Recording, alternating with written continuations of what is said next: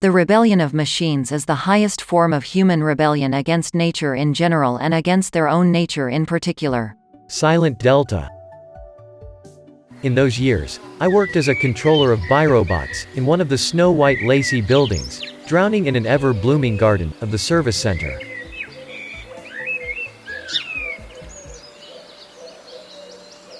Remember, from the school bench, the three main types of human activities: designing machines, managing machines, and controlling machines?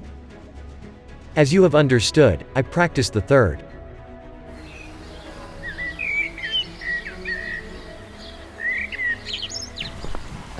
There were no other tech centers in the small green town, nor would there be a person here who did not know the birobot Silent Delta.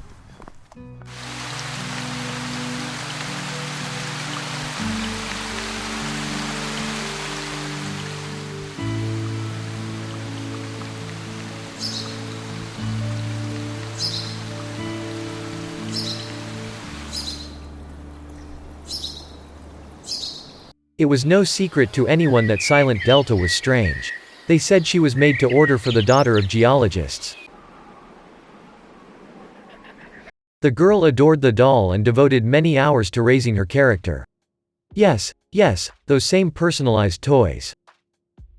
And then the parents were invited to Mars.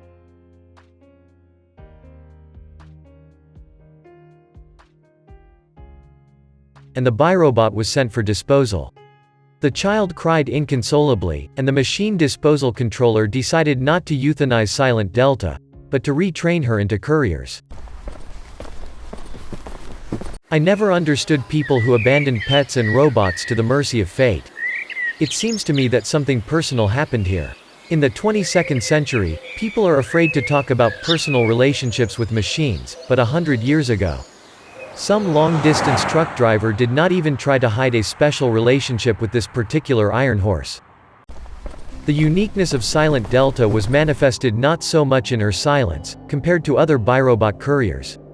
The machine claimed that, "I want to become like humans, to feel, to love, and to cry." She stubbornly went to her goal. She visited places where people gather for leisure, for example, cinemas. Consumed human food.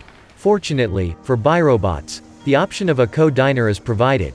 Everything will decompose to carbon dioxide, water vapor, and nitrogen, which will return to the atmosphere with breathing, and what remains will be washed off in the bath, along with fragrant sweat. Moreover, birobots, like humans, are entitled to leisure.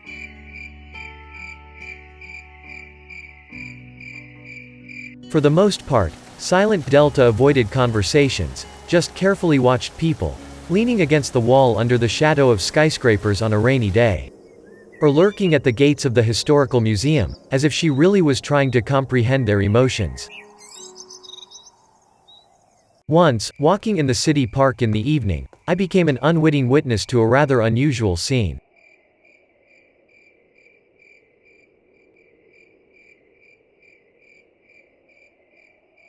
Silent Delta touched the shoulder of a 15-year-old girl sitting on a bench, whose name was Maggie. In small towns, everyone knows each other by name. Maggie, probably waiting for a friend, flinched and took off her virtual reality glasses.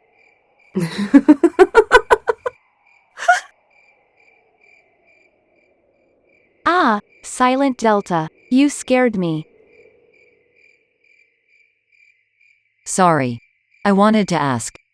Why do some people around the age of 100 complain that they are bored with life, when modern medicine maintains the youth of their body? No way. I was born 100 years ago, when the world was still black and white. No red, no yellow, no blue, can you imagine? Then it seemed to me that I would die of boredom, and now I am having fun. I grimaced and walked on. Who taught Maggie this stupid joke? Of course, Silent Delta was my client. No mechanism is insured against breakdown, and the more a machine can do, the more dangerous even a small malfunction in it.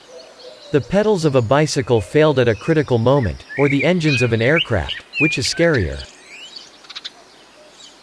Of course, a biorobot, unlike a human, is rigidly programmed. There are things that they cannot want. All three laws of robotics, which Isaac Asimov wrote about, are provided for machines of this class. But a person should not desire what a maniac dreams of. Once every 6 months, Silent Delta came for a technical inspection. And I found her systems to be in excellent condition.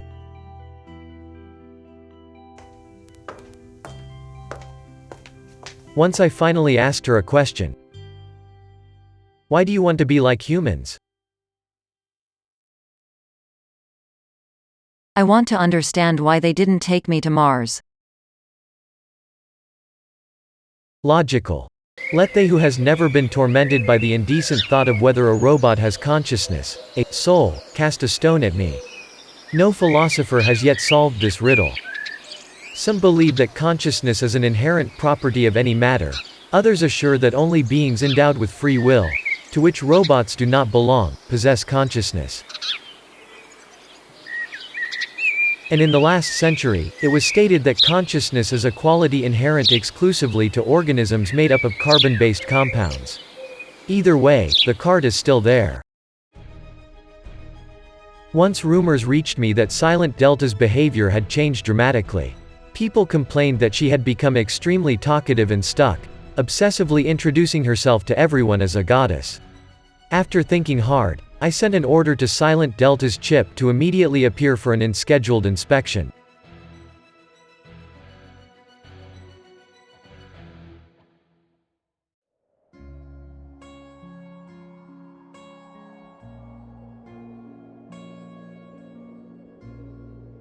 Of course, Silent Delta did not disobey.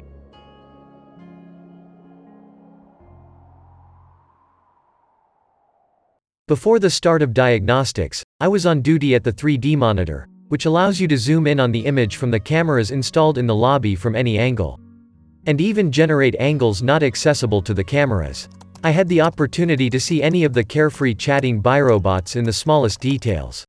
It is known that the exchange of information with people and other machines has a good effect on the quality of robots performing their functions.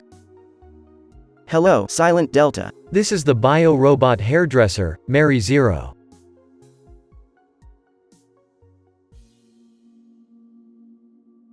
Hello.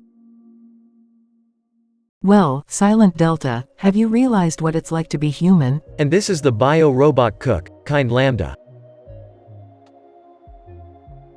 I have understood. It's bad to be a human. Humans experience suffering and pain, while a bio-robot only has needs. Many humans get tired of living by the age of 100, and even with the current level of medical development, a human cannot survive more than 220 years. The shelf life of a bio-robot is 10,000 years. We are immortal, like gods, and I am a goddess.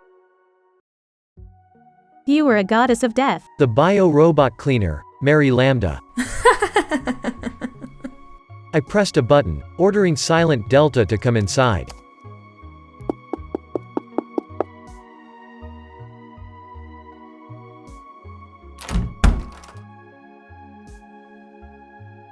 Hello.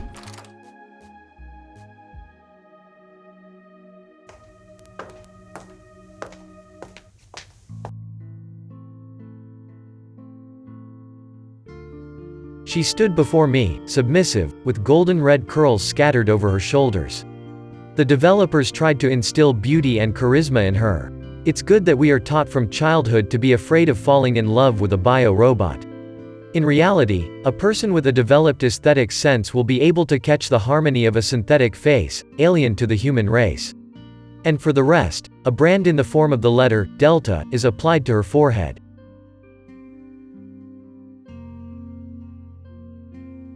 Undress. Oh, these reflexes, the syndrome of anime fans. Bio-robots are genderless. Gender identity is present, but sex is absent. The shapes of their bodies only imitate human ones. Under their clothes, they don't even have nipples. I examined Silent Delta's body and told her to go into the 3D scanner. After carefully studying the peculiar insides, I found no malfunctions. Get dressed. Now Silent Delta sat opposite, on the other side of the desk. Her eyes were glowing. It must be the play of lighting. I heard what you were talking about in the vestibule. Please explain why you want to live 10,000 years?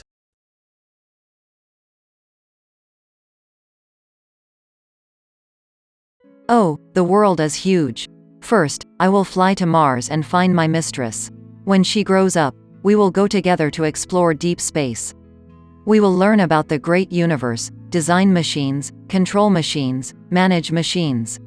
I am not a human. No, don't worry, I am an immortal goddess. Machine designers, machine controllers, machine managers, who is this about? I'm not a human. No, don't worry.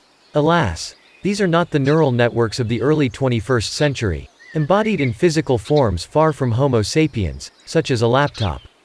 Capable, due to that, only of mimicking dialogue. Modern neural networks live in bodies similar to human ones and face problems similar to human ones and comprehend reality using methods similar to those our species manipulates. Logical. Letters are not 3D objects. Since the times of Sumerian cuneiform, humans have not changed their style of thinking. The volume of text is unnecessary. But still, someone needed to make the curls temptingly hanging in the shimmering space. Okay. If the stars are lit, it means someone needs it.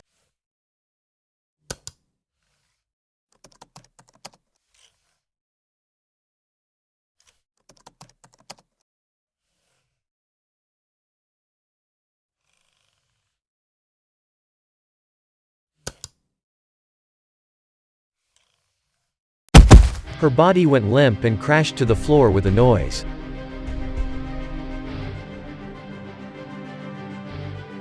I called the cleaning robot to take the trash for disposal.